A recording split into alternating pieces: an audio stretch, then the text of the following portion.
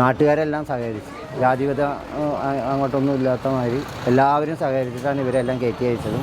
അവിടെ ചെന്നപ്പോഴാണ് അറിയണം ഡ്രൈവർ മരിച്ചു. ഡ്രൈവറാണ് ആദ്യം മരിച്ചത്, രണ്ടാമതാണ് മറ്റേ പുള്ളി മരിച്ചത്. അപ്പം അതിഭീകര സ്ഫോടനമായിരുന്നു. പിന്നെ ഈ വീട്, പുറത്തെ വീട്, ഈ വീട്ടിൽ തന്നെ 3 വീടാണ്, അത് മുഴുവനും തകർന്നു. പിന്നെ ഇതാ കാണുന്ന ചെറിയ വീടാണ്, അതും ഭയങ്കര ഭീകര. ഈ കാണുന്നത് ഇതെല്ലാം തവിട് പൊടി വരും.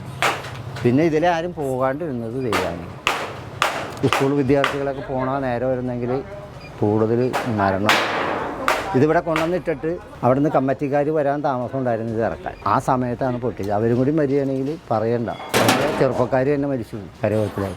യഥാർത്ഥ സംഭവം അതായിരുന്നു. അല്ലാണ്ട് ഷോർട്ട് സർക്യൂട്ടൊന്നും വരാനായിട്ട് വയറൊന്നും അവിടെ വലിച്ച് കണ്ടിട്ടുണ്ടായിരുന്നില്ല. കൊണ്ടുവന്നേക്കണം നിയമവിരുദ്ധമാണോ എന്ന് ചോദിച്ചു കഴിഞ്ഞാൽ നിയമവിരുദ്ധമാണ്. ഇത് അറിയിക്കണ്ടേ, പോലീസിനെയോ മറ്റുള്ളവരെയൊക്കെ അറിയിച്ചിരുന്നെങ്കിൽ കുഴപ്പമില്ലായിരുന്നു.